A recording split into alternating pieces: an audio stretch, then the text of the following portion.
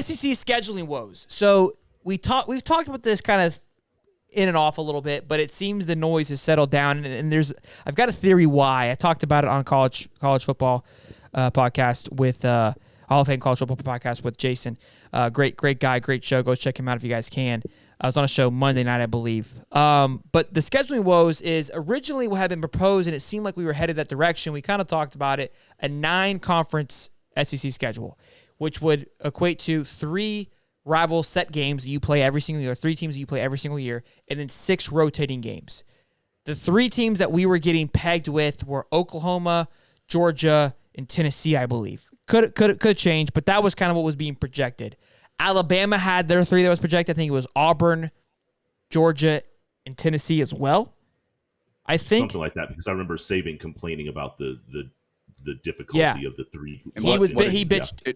Did Georgia have like Vanderbilt, Arkansas? I never saw what Georgia was, but probably. I mean, someone's got to get Vandy. It was Florida, Kentucky, maybe Kentucky, and probably Vandy was close second. That sounds about right. Sounds about right. No, I don't think so. There's no way, because it went off a tier and win percentage. Kentucky and Vandy definitely had been in a lower tier, so I don't think that would have happened. They would maybe got like an LSU or Texas A&M, I think, or Auburn. No, they got Auburn, I think. It doesn't matter. Anyways, we're getting off topic here.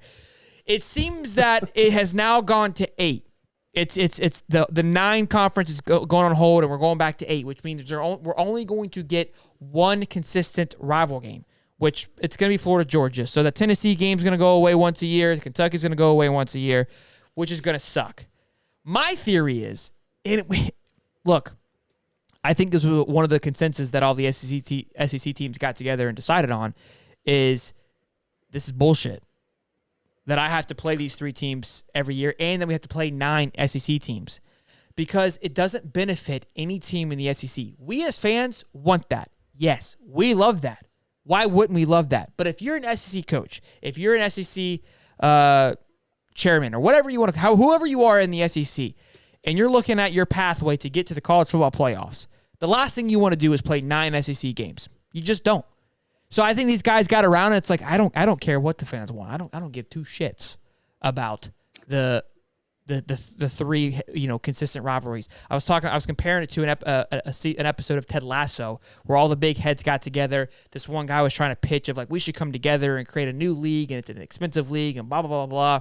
Basically screwing over your average fan. One person in general, she stood up and said, no, we can't do that, and saved the whole thing. Whatever. TV. This ain't TV, okay? They all came together and was like, hey, this shit sucks. We're going to beat the shit out of ourselves and, possibly eliminate ourselves of making it into the playoffs, because we're playing 9 games. And even though the Big 12 may be playing 9 games, or the Pac-12 be playing 9 games, I know, and your sister know, the shit ain't the same. Steve? Yeah. Or go ahead, Dave. Oh, yeah, go ahead. I was going to say, you got to go back and look at Florida's 2020 season. I mean, they had an easy schedule lined up. I mean, their schedule was way easier before COVID happened, and then they had to play an all-SEC schedule. They wound up going 8-4. Obviously, their defense wasn't the best, and minus a shoe throw, you're not in that playoff, and you don't have a chance for the playoff. And, of course, they gave, they defeated Georgia. They gave Alabama a run for their money in the SEC championship. But, man, just playing a whole SEC schedule is just brutal. I mean, if Florida would have had a cupcake, like I think we had 2 cupcakes on that schedule on top of all the other opponents that we had. I think Florida's record would have been a hell of a lot better than 8-4, or I don't think they would have lost 3 games during the regular season. I think they probably would have went to the SEC championship, and even if they had lost that in a close game, they could have possibly been still in the playoff. But hey, real quick, 2 logistics, don't be a pussy show. This ain't me being a pussy. I'm not the one sitting at the table pulling out of it. I want the 9 games. I have been an advocate that I want us to play an SEC game. Like, I like dogfights week in and week out. That's what I want. I want to play all SECs. I hate the McNeese State games. They're great. I think there's beneficial because we don't have a preseason, so I think there's some pros to it. But I'm not a fan of it. Like, I think the system needs to get fixed. So, because right now there is no reason to play 9 SEC schedules. It does no favors for the SEC. The 8th schedule SEC already carries enough weight to get you into a playoff or to, catapult you over a 1-loss Pac-12 team. We all know that already. So there's no benefit to the team. You're running a business. This isn't from a fanatic standpoint. If I am a coach, if I'm on the board of Florida, There's no reason why we put ourselves through that game. Maybe there's more money involved, but SEC teams have done a great job that people are going to show up to watch regardless who they're playing. That's just a fact. So there's no benefit in doing that. Sorry, Steve, let me cut you up. You're coming at me, bro. When I'm just like, damn. He's mad about like not being able to play like Austin P and Towson and all those other opponents.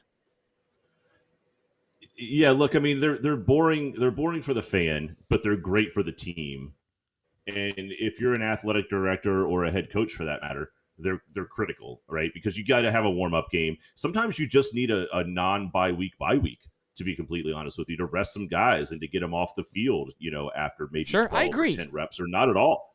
I agree. Those aren't just lay down games. And I know it feels like it when your team is up against a no-name directional school from you don't even know what state it's in, and it's a noon kickoff, and you're like, I don't want to do this, right? It feels bad from a fan standpoint, but those head coaches are looking at those games and they're balancing their schedule with them. Like, when can I get some gas? When can I get some, a breather for these guys? And it's not always bye weeks, right? So I understand where the fan side of it is coming from, but you're gonna blow your team out trying to play an NFL schedule, and that's essentially what you're asking them to do at 9 games. Look, it's okay. I don't see where the benefit is long term.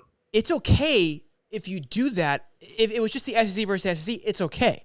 The problem is, and why it's not beneficial, is because the other conferences they're not going through the same gauntlet, right? That's the problem. I agree with what you're saying. I don't agree with it. I like it to be more like the NFL, where each week is exciting, but you can't. There's no reason to do that, because again, you got the Pac-12 that's going to be. It may not even be alive here soon. We're going to talk about that, but look, the Big 12 is going to get stronger, but it's still not going to be to the same caliber. And the Big 10 does a great job of marketing and making it feel like, oh, we're the Big 10, we're great. All you have is Ohio State and Michigan, and that's proven not to be much over the last 3 years either. So what do you really have in the Big 10? Because after that, it's a complete fall off. And don't Steve, I already see it. It's coming out of your mouth. Don't say Penn State. Shut the hell up. Don't even start. Don't even start. They're inconsistent. Don't even start. Great topic. Great